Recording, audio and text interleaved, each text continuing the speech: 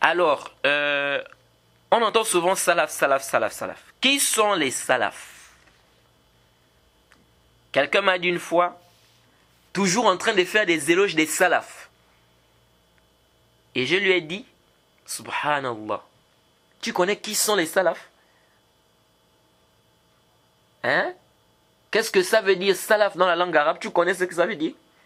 Je dis, si tu connaissais qui sont les salafs, je crois que tu ne devais pas t'exprimer de la sorte. Donc certaines personnes ne comprennent pas, c'est-à-dire même la langue arabe, et tu les vois en train de mal parler des salafs.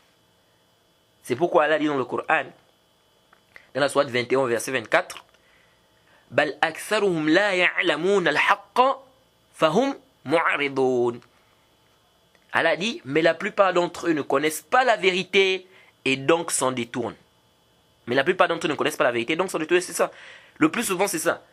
Vous allez voir beaucoup de gens comme ça, comme ils ne connaissent pas, ils disent non, ça n'existe pas. Non, c'est faux. Est-ce que vous voyez un peu? Donc ça, c'est quoi? Ça, c'est l'ignorance.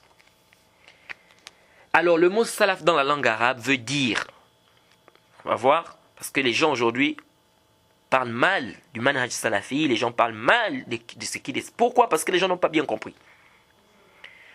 Alors, quand on dit salaf, le mot salaf dans la langue arabe, ça veut dire prédécesseur ou antécédent. Jade, celui qui t'a précédé. Ça, c'est le mot salaf dans la langue arabe. Quand tu dis salaf, quand un arabe écoute salaf, il comprend de là quoi? Prédécesseur, antécédent, ce qui t'a précédé, etc.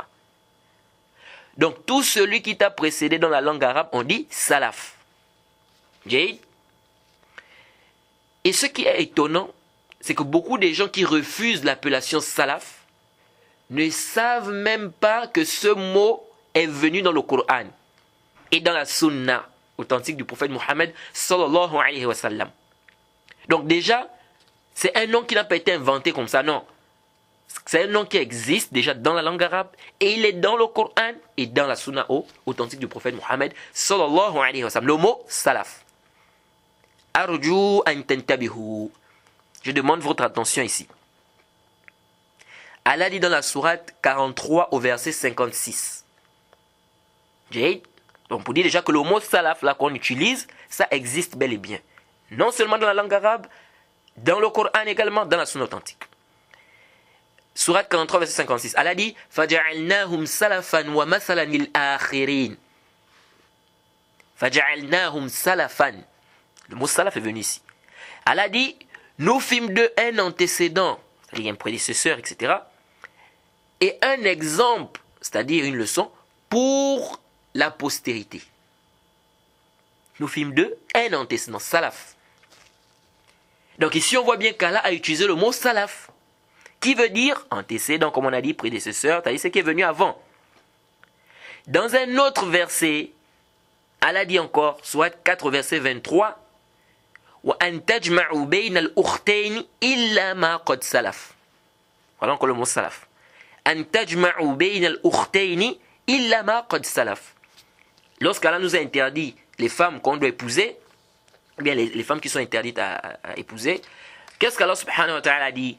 Il dit, il est interdit de mélanger entre deux sœurs, exception pour le passé, ou exception faite pour le passé.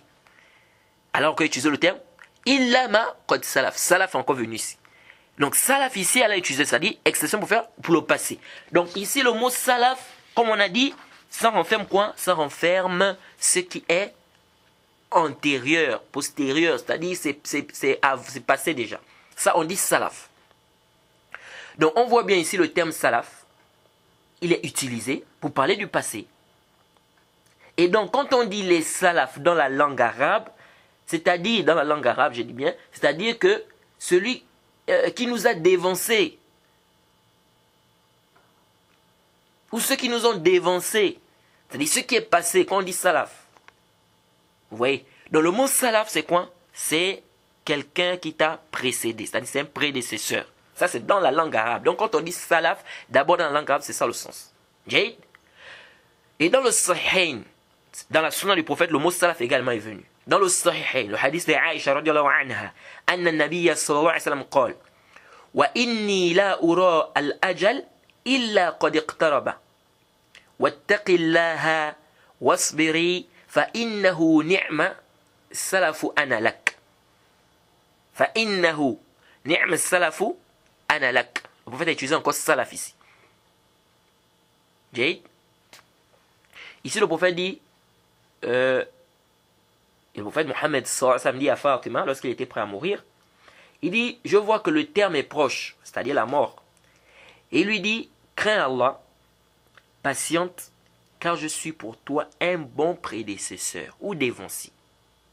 Salaf, je suis pour toi un bon prédécesseur ou dévancier. Salaf. C'est bien le mot salaf est venu ici.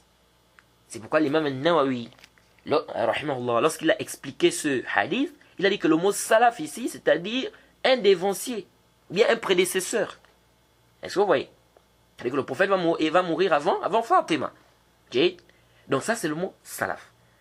Alors quand on voit bien que le mot salaf est bel et bien venu dans le Coran, dans la sunna authentique,